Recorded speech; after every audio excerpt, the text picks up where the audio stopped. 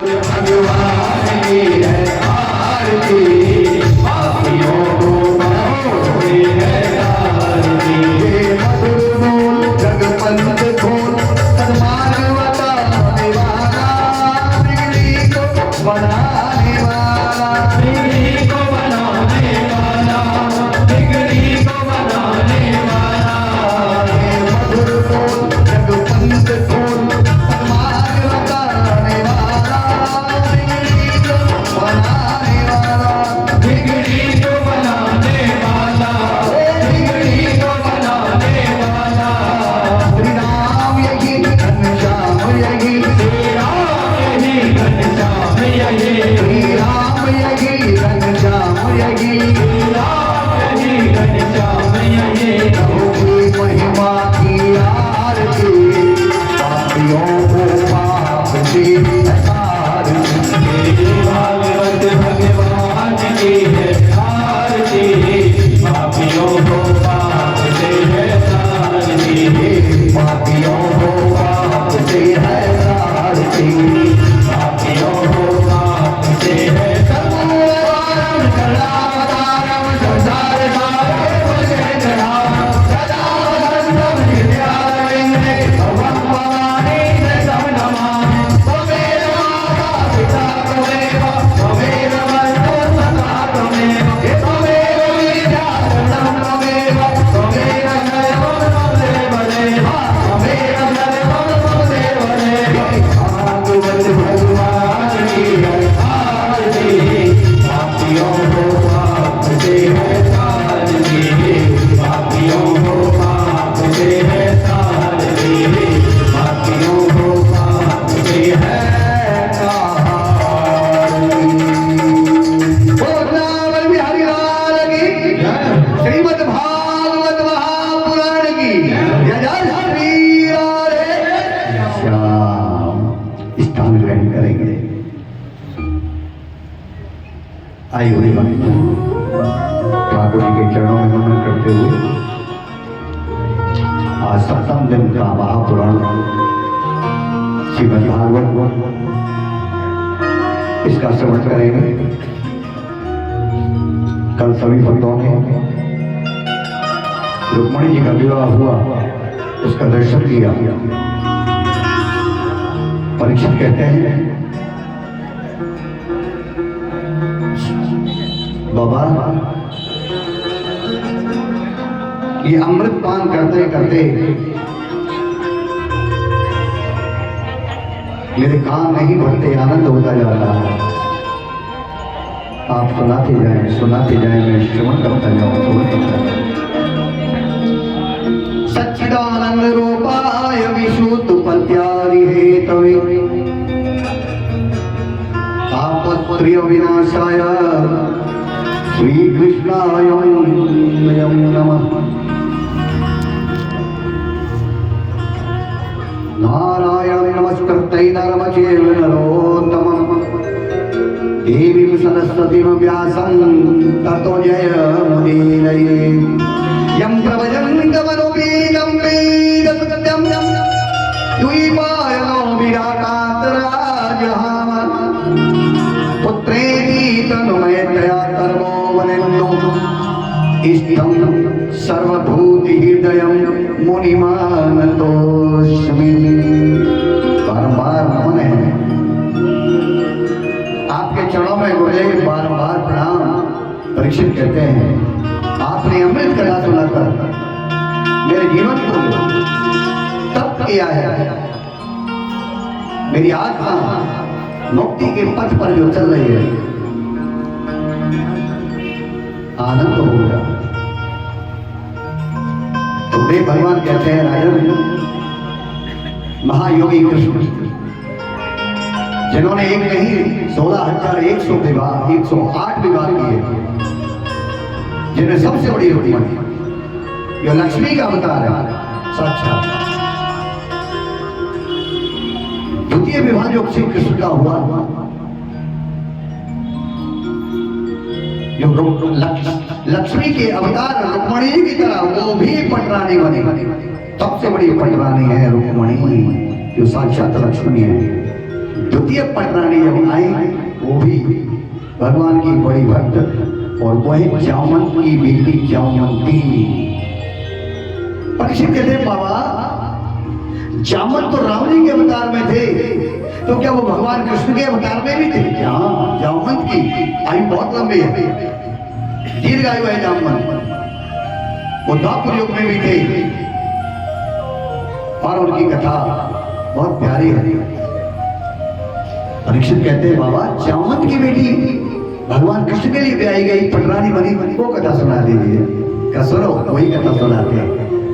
जामवंत की बेटी कृष्ण की पटरानी कैसी बनी? द्वितीय पटरानी। दूसरी बाबा सुखदेव कहते हैं राजा ने एक बार द्वारिका में सत्राजित नाम का यादव सूर्य भगवान का बहुत बड़ा भक्त था, सूर्य देव का, और उसने सूर्य भगवान की इतनी घोर तपस्या करी उस यादव ने, सत्राजित ने, कि सूर्य भगवान अति ही प्रसन्न हुए, वरदान मांगने को कहा, वरदान मांगो। सत्राजित बोले हे भास्कर भगवान, मेरी एक इच्छा है कि द्वारिका में सबसे बड़ा धनवान बन जाऊं। अच्छा, धन की इच्छा है, द्वारिका में सबसे बड़ी धनवान, आशीर्वाद देता हूं। भास्कर भगवान बोले ऐसा ही होगा। सत्राजित, तुम ये मणि, सूर्य मणि मेरी, ये ले जाओ, और इसका नाम है समयंतक मणि, ये तुम्हारे पास रहेगी, ये मेरी अनमोल मणि भास्कर होगा, तुम ले जाओ। और ये मणि तुमको 60 भार सोना रोज देगी, घर में पूजा करना, इसे रोज सोना निकलेगा, द्वारिका में सबसे बड़े धनवान हो जाओगे। समयंतक मणि लेकर अति प्रसन्न होकर सत्राजित घर आ गए और अपने भवन में रोज पूजा करते हैं समयंतक मणि की, जो भास्कर भगवान ने दी है। उसमें से 60 भार सोना रोज निकलता है।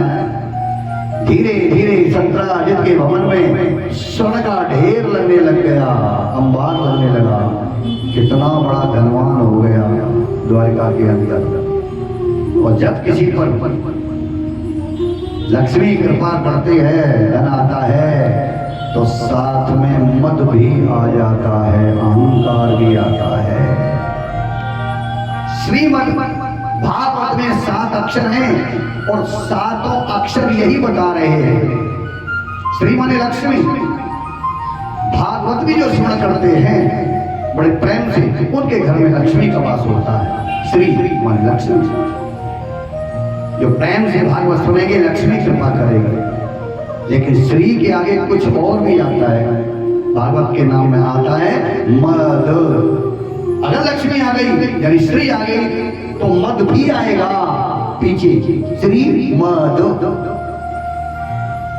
मद ना आ जाए लक्ष्मी आने से तो भागवत कहती है पीछे जो 4 अक्षर हैं इनका अनुसरण करो, इन पर चलो तो मद नहीं होगा। भा ग ब त, ये 4 अक्षर जीवन को कल्याण करेंगे। भा शब्द से भक्ति आ जाएगी, भा को पकड़ो भक्ति आ जाएगी, गा को पकड़ो ज्ञान आ जाएगा, बा को पकड़ो वैराग्य हो जाएगा। अंत में आता है ता, ता शब्द से तो दुनिया से ही तर जाएगा। इसलिए इस ग्रंथ का नाम है बोलो श्रीमद् भागवत भगवान की। श्री आई मद ना आ जाए, लेकिन सत्राजित को मद आ गया। इतना शरण समयंतक मणि के कारण रोज जो इतना धन आ रहा है सहा नहीं गया, और एक दिन भूल कर गया। ये संपत्ति सुख नहीं दे सकती, अगर ये सामर्थ्य से ऊपर निकल गई तो फिर विपत्ति का कारण बन जाएगी। कैसे बनी? अहंकार हो गया, मुझ जैसा द्वारिका में कोई धनवान नहीं। और जिस समयंतक मणि की पूजा करता है रोज, उसको गले में पहन लिया, जो सूर्य भगवान ने नहीं कहा था पूजा की चीज को गले में पहन लिया, गले में पहन करके दूसरी गलती कर गया, द्वारकाधीश कृष्ण के दरबार में पहुंच गया।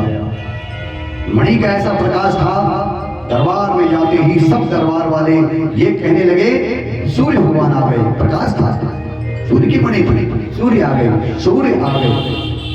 नजदीक पहुंचने पर पता लगा सत्यजित यादव है, कृष्ण भगवान द्वारकाधीश। उन्होंने कहा आओ सत्यजित, बैठो बैठो बैठो, बिठाया अपने पास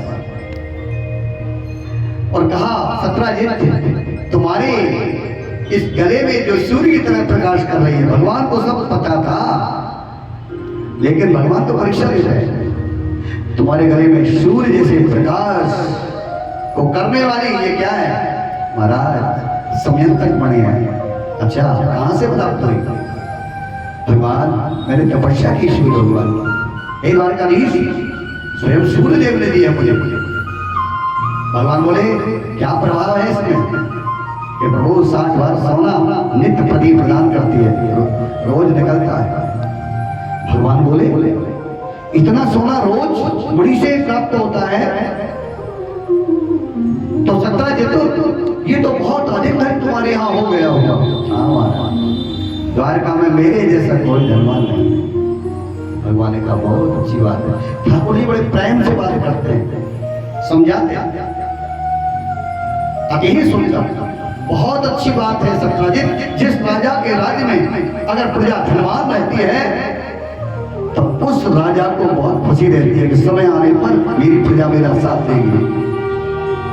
प्रजा की ताकत राजा की ताकत है, प्रजा का धन राजा का ताकत है, उसकी हिम्मत है राजा। भगवान खुश हुए, धन्य हो मेरी द्वारका में ऐसे ऐसे धनवान रहते हैं। पर सत्यजित कितना धन प्राप्त कर चुके हो महाराज, कितनी ही पीढ़ियां कुछ न करे ना तो अभी धन समाप्त नहीं होगा। सत्यजित बोले अच्छा इतना आ गया। तब भगवान ने समझाया आवश्यकता से अधिक धन को इकट्ठा करना विपत्ति का कारण बन जाता है। सत्यजित उतना रखो जितना तुम सहन कर सकते हो। जैसे पात्र में चाहे वो पानी का हो या दूध का हो उतना ही भर सकते हो जितना पात्र है। ज्यादा कर दिया तो फैल जाएगा, गिर जाएगा नीचे। वही संपत्ति का हाल है। अगर संपत्ति सामर्थ्य से ऊपर चली गई तो विपत्ति का कारण बना देगी। सत्यजित मेरा कहना मानो।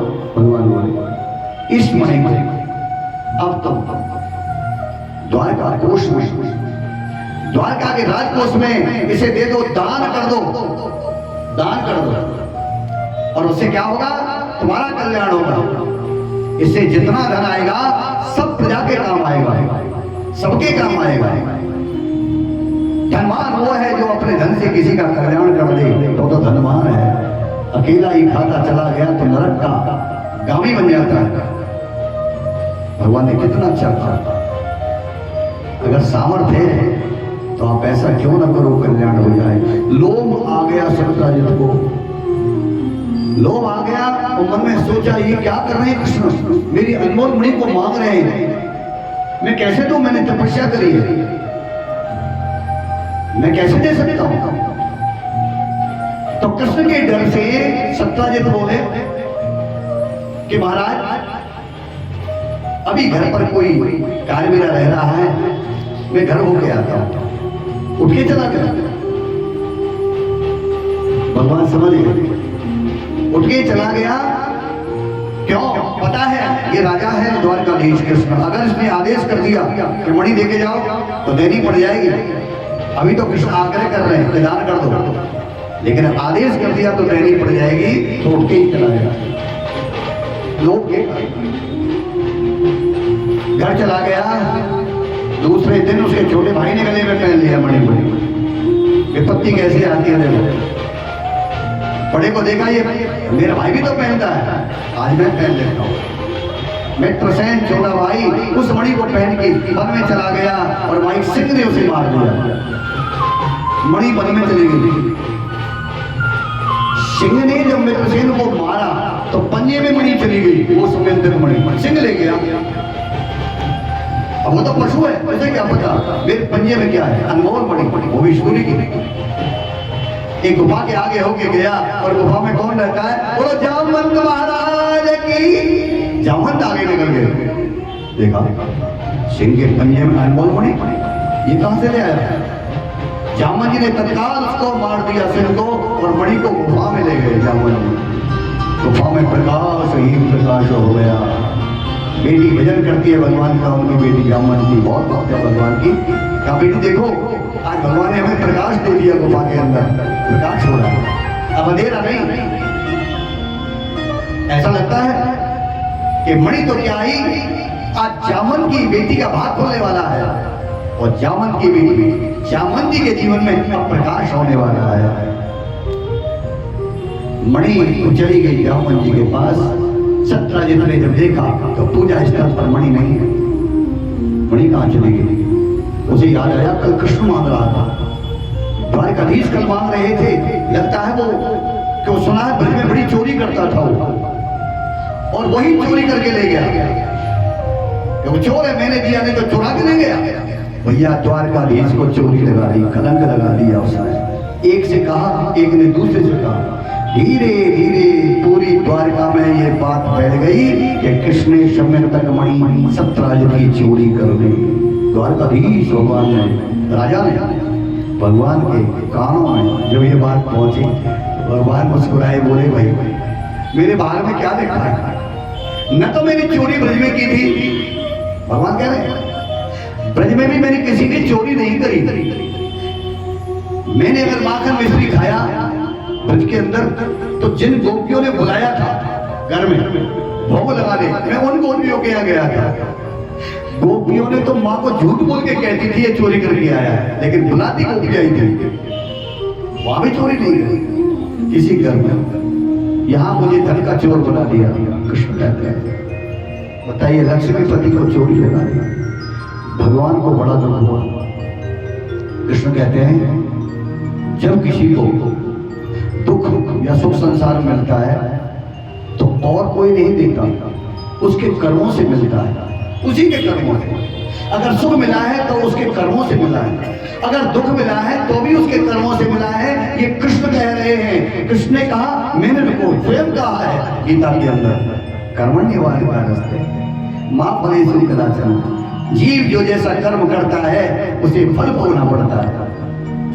रामायण में तुलसीदास जी लिखते हैं कि कर्म प्रधान, ये रामायण की चौपाई है कि कर्म प्रधान विश्व कार्य राधा, कर्म प्रधान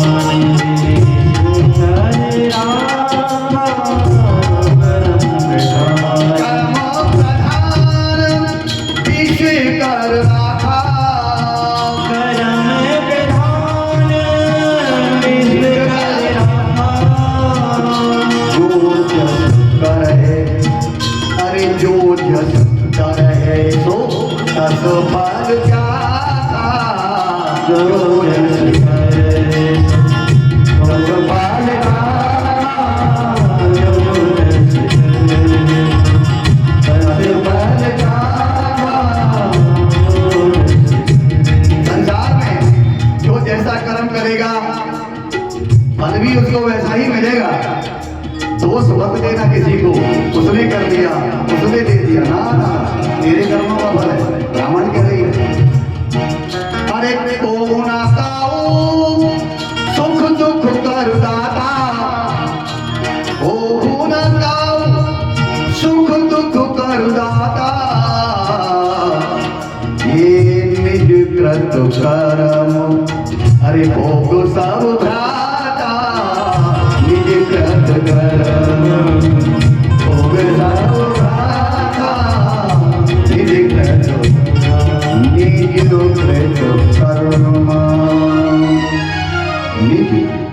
तुमने जो कर्म किया उसका ही फल मिलेगा।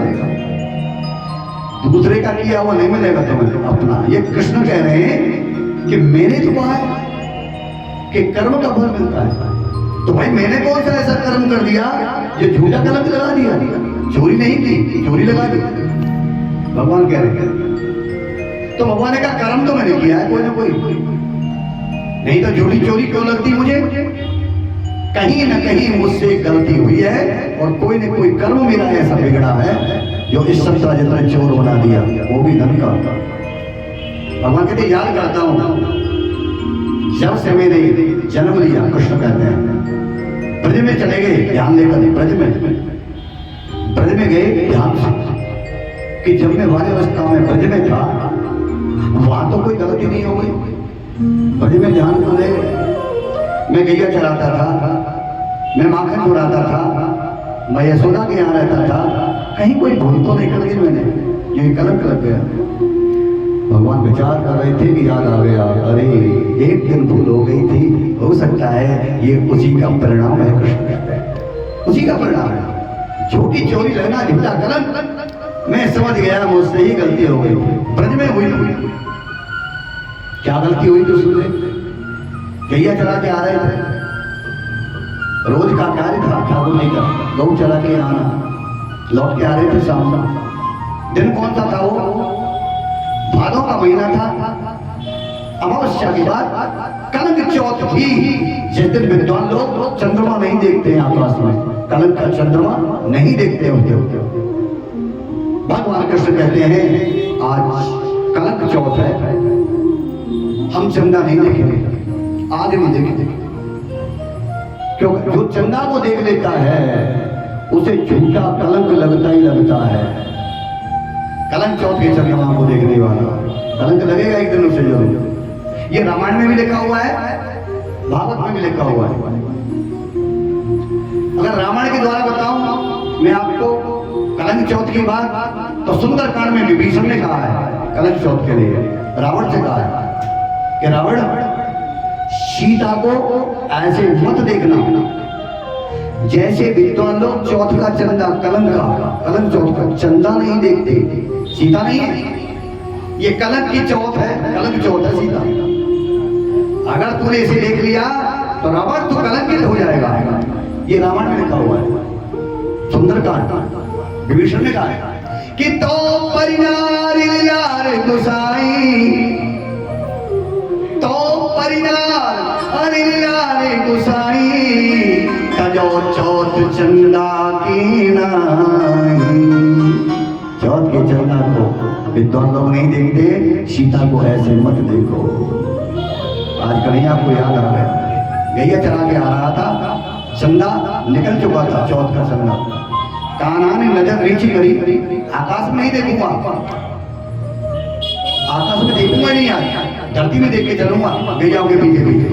छोटी छोटी गैया और छोटे छोटे ग्वाल, बाकी छोटी छोटी गैया और छोटी छोटी ग्वाल, छोटो सो मेरो भजन गोपाल, छोटो सो मेरो भजन गोपाल, छोटो सो मेरो भजन गोपाल, छोटो सो मेरो भजन गोपाल।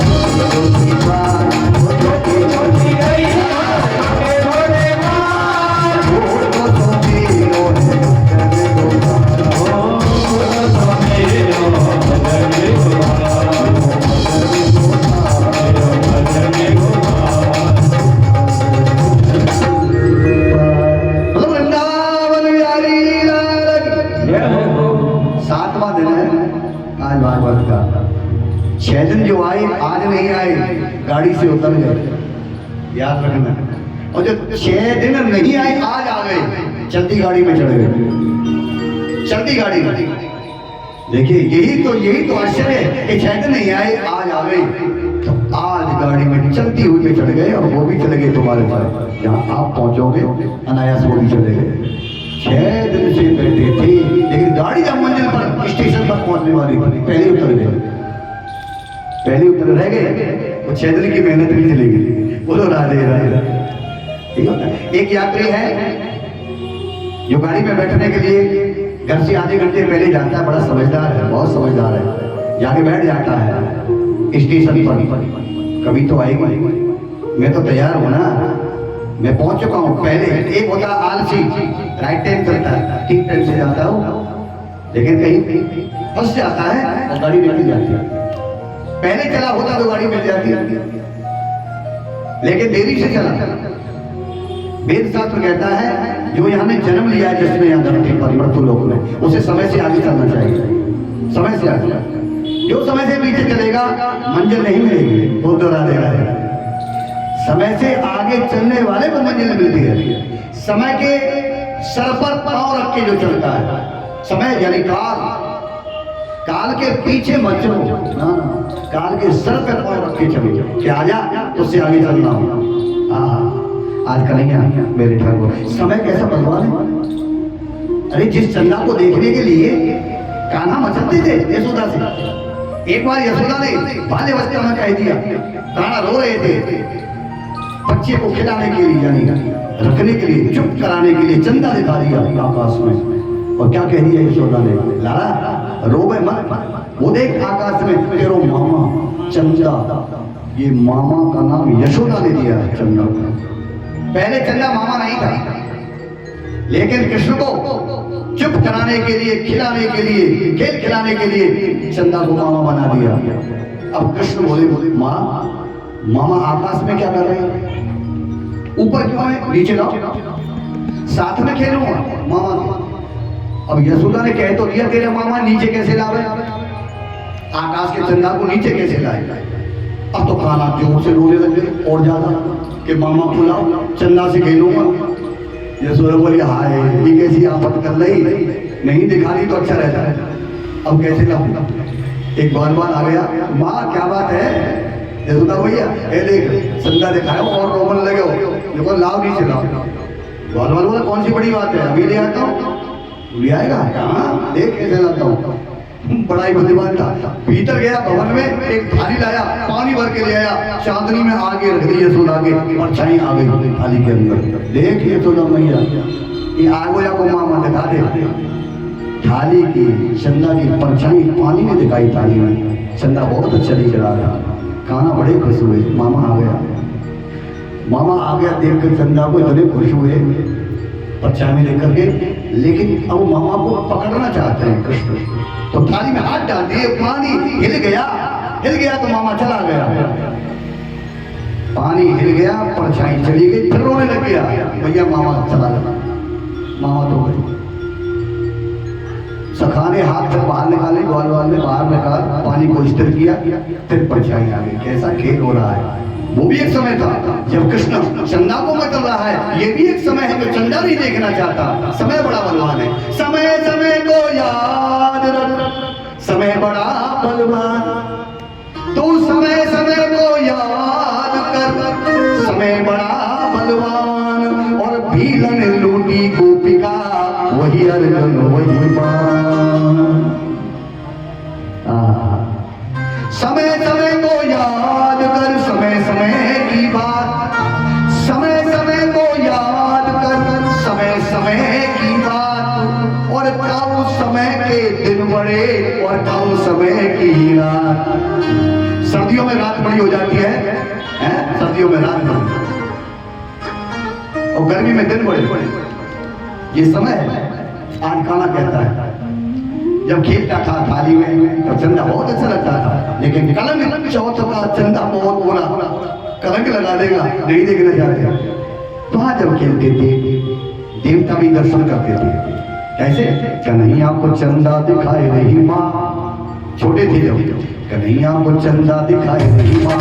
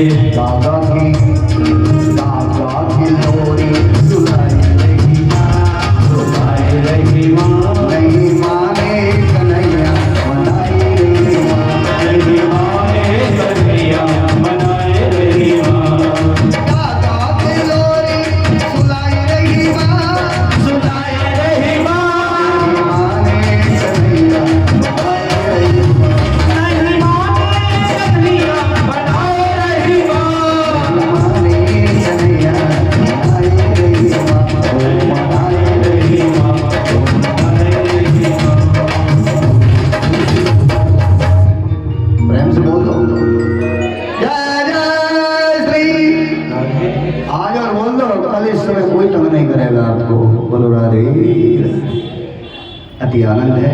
श्रीमद् भागवत ऐसा अमृत है, मंत्र नहीं होता। सदा शिव्यम श्रीमद् भागवतम अमृतम। पठना श्रवणा दर्शनाथ पापनाश नहीं। आज ठाकुर जी को याद आ गया अपने कर्म का कि मुझसे गलती हुई थी और झूठा कलंक आज सत्यराजे पर लगा दिया। जो चोरी नहीं की वो चोर बना दिए, क्योंकि वहां गलती हुई थी।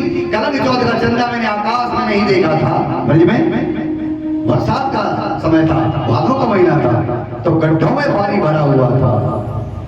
गड्ढों में पानी भरा हुआ था, गऊ के पीछे पीछे चल रहे थे। गऊ के जो खुर होते हैं, जो गड्ढे होते हैं, उनमें भी जल भरा हुआ था। अब उस गड्ढे में परछाई जैसे थाली में देखते थे, गऊ के खुर के गड्ढे में जल में परछाई चंदा की नजर आ गई। कृष्ण बोले आकाश में तो नहीं दिखा, पर धरती में चंदा दिख गया और एक दिन कलंक लगेगा। उसी समय कह दिया था कृष्ण ने, परछाई देखी थी, परछाई से कलंक लग गया। आकाश में नहीं देखा था, परछाई बाल्यावस्था में जैसे देखते थे थाली में, ऐसे ही देख लिया। कहा भैया अब नहीं बचेंगे जीवन में कोई कलंक लगावे लो। कहाँ लगा? कितने वर्ष के बाद द्वारका में राजा हुए तब कलंक लगा। कौन से कर्म का फल आपको कब मिले तुम नहीं जानोगे, भगवान जानता है कि कब देना है। कभी कभी साथ ही साथ फल मिल जाता है कर्म का, कभी कितने ही वर्ष बीत जाते हैं, कभी कितने जन्म बीत जाते हैं। तुम भगवान के चक्कर को नहीं समझ सकते, वही जानता है। अगर वैसे भी बताऊंगा दूसरी तरह से, बैंक तब लौटाएगा आपको कब? जितनी तारीख की एफडी आपने की है उसी दिन खुलेगी। बोलो राधे राधे। उससे पहले नहीं, गड़बड़ हो जाएगा। पहले खुलवाओगे तो कटिंग हो जाएगी। बोलो राधे राधे। ये नियम है। कर्म का फल मिलेगा, जरूर मिलेगा। कब मिलेगा तुम नहीं। भीष्म पितामह जैसे ने, भीष्म पितामह जिनको वरदान था इच्छा मृत्यु का, मारने वाला कोई दुनिया में नहीं था। भीष्म पितामह को वरदान था, जब तक चाहोगे तब तक जियोगे, जब चाहोगे तुम कि मरना है तो मर जाओगे, पर मार नहीं सकता कोई। ऐसा वरदान ही था जो अब तक नहीं हुआ भीष्म पितामह जैसा। लेकिन उनको भी मरना पड़ा। 6 महीने तक कांटों पर सोते, बाणों पर सैया पर कांटों की तरह सोते रहे। ये कर्मों का फल था। 100 जन्म तक कोई पाप नहीं किया था भीष्म पितामह। 100 जन्म तक जब किसी से कहा महाराज 100 जन्म मैंने कोई पाप नहीं किया, तो बाणों पर 6 महीने कैसे हुए पड़े हुए, कौन सा कर्म किया? तो भगवान ने बताया आगे बढ़ो, 100 से आगे। अब याद नहीं भीष्म पितामह कि मुझे याद है 101 जन्म का फल है ये, 100 से ऊपर। तुम राजा थे और तुमने एक सर्प को, जो घोड़े पर बैठ के जा रहे थे तुम, एक सर्प मिल गया और तुमने उसे धनुष से उठा करके कांटों पे फेंक दिया। उसके शरीर में इतने कांटे चुभे जो आज तुम्हारे बाढ़ लगे ना, वही कांटे अर्जुन के। अब मिला आज भगवान को याद आया ये वो कलंक है, छुड़ाएंगे। ठाकुर जी बोले मंत्रियों देख के आओ द्वारका में मणि कहाँ है। पूरी द्वारका घर घर देख लिया, कोई मणि है ही नहीं, मिलेगी कहाँ? कान्हा बोले हम जाते हैं। कान्हा वहीं चले गए जहां मणि थी वन में। वो तो भगवान है, सब पता है, लीला करता है। गोपाल के दरबारे पर एक आश्रम में मरा पड़ा है। मृत सिंह तो बहुत बलवान है, कन्हैया बोले किसने मार दिया? कोई गुफा में रहता है। गुफा में प्रवेश किया और देखा तो मणि, समयंतक मणि आहा प्रकाश कर रही है। भगवान बोले अरे मणि तो ये नहीं, ये कौन ले आया? उठाना चाहते थे मणि को, मणि तक हाथ गए तो अंधेरा होने लगा गुफा में। आवाज आई कौन है भाई, चोरी कर रहा है? भगवान बोले यहाँ कौन आ गया जो मुझे चोर बना रहा है? अरे चोर ना हुए तो पढ़ो। भगवान कहते हैं बचपन से लेकर गुफा तक चोर बना दिया। यहाँ भी कोई कह रहा है चोर, भैया मैं चोर नहीं। कृष्ण कहते आप बाहर आओ, कौन है आप? ये मणि हमारी है, चोर तुम हो। मणि को ले आए हमारे। जाओ मंत आ गए, बोले जाओ मंत महाराज की। जाओ मंत आ गए, विशाल का है। जाओ मंत एक दूसरे को देख रहे हैं। आज भगवान और भक्त की टक्कर हो गई, आमने सामने आ गए भक्त और भगवान। जामवंत ने प्रणाम किया ठाकुर जी को, प्रभु कौन है आप? मैं द्वारकाधीश कृष्ण। रूप बदल के तो आए हैं तो भगवान उन्हीं के। बोले अच्छा महाराज द्वारकाधीश श्री कृष्ण आप हैं, आप कौन है? मेरा नाम जामवंत है प्रभु, और एक मेरी बेटी है जामवंत जो आपकी बड़ी भक्त है, बड़ी पूजा करती है। लेकिन जामवंत आप ये मणि ले दो, ये हमारी है, हमें कलंक लग गया। कि नहीं महाराज मैं थोड़ी लाया हूँ द्वारका से, मैं तो सिंह को मारा, जो आपने देखा भी होगा, सिंह के पंजे से लाया हूँ, ये मैं कैसे दूंगा? भगवान बोले हमें कलंक लग गया है, हमें दे दो। का नहीं दूँ, देनी तो पड़ेगी महाराज, अगर देनी पड़ेगी। जामवंत बोले तो एक काम करो, आ जाओ आमना सामना हो जाए, जो जीतेगा मणि उसकी है, जो हार जाएगा मणि उसकी नहीं है। भगवान से लड़ने को तैयार हो गया जामवंत। भागवत के अंदर भागवत कहती है 27 दिन तक जामवंत ने कहा था अगर हरा दिया मुझे तो मणि तो दूंगा ही दूंगा। मेरी बेटी जो आपकी भक्त है उसका हाथ भी आपके हाथ में दूंगा, अपने चरणों में जगह देना मेरी बेटी को। ये बात कही थी जामवंत। 27 दिन भागवत में लिखा है युद्ध होता रहा, न भगवान हारता है न भक्त हारता है। जामवंत कहता है, जामवंत कितना बड़ा योद्धा है। अगर रामायण को उठाओ, रामायण को, पूरी रामायण को आप देखिए, जामवंत ने युद्ध नहीं किया। हनुमान लड़े लंका में, अंगद लड़े, सब मानव सेना लड़ी, जामवंत नहीं लड़ा। ये क्या बात थी? इतना योद्धा और युद्ध न करे। वहीं की तो कथा है कि आज द्वापर में जामवंत को आना पड़ गया। राम से कह दिया था महाराज मुझे युद्ध कराओ। राम बोले तुम्हारे जैसा बलवान कोई नहीं, किससे युद्ध कराऊं मैं? तुम बलवान बहुत हो। जामवंत बोले फिर इतना बल क्यों दिया जो मैं युद्ध न कर सकूं किसी से? तब भगवान ने कहा था जामवंत अगर ज्यादा अभिमान है ना, अगले युग में प्रतीक्षा करो, मैं दूसरे रूप में आ रहा हूं, मैं ही लड़ूंगा आपसे। बोलो बाल कृष्ण भगवान की। तो कहीं आए वो समय आ गया जब आमना सामना हुआ, 27 दिन युद्ध हुआ, कोई हारता नहीं है। तो जामवंत ने युद्ध को रोका। आप प्रभु सत्य बता दो, इतने दिन तक युद्ध करने वाला सारे संसार में मुझसे एक है, कहीं तुम वो तो नहीं? कन्हैया मुस्कुराने लगे, और तुम ही देख लो मैं कौन हूं। एक है जो इतने दिन लड़ सकता था मेरे से, और उसका नाम है राम। बोलो राघवेंद्र सरकार की। कह दिए जामवंत ने एक है और उसका नाम है राम, कहीं तुम वो तो नहीं? कृष्ण बोले देख लो, वही दर्शन करा दिया, राम रूप दिखा दिया। कभी राम बन के वो कभी श्याम बन के चले आना, प्रभु जी चले आना। वो कभी राम बन के कभी श्याम बन के चले आना, प्रभु जी चले आना। अरे तुम राम रूप में आना, तुम राम रूप में आना। गीता कभी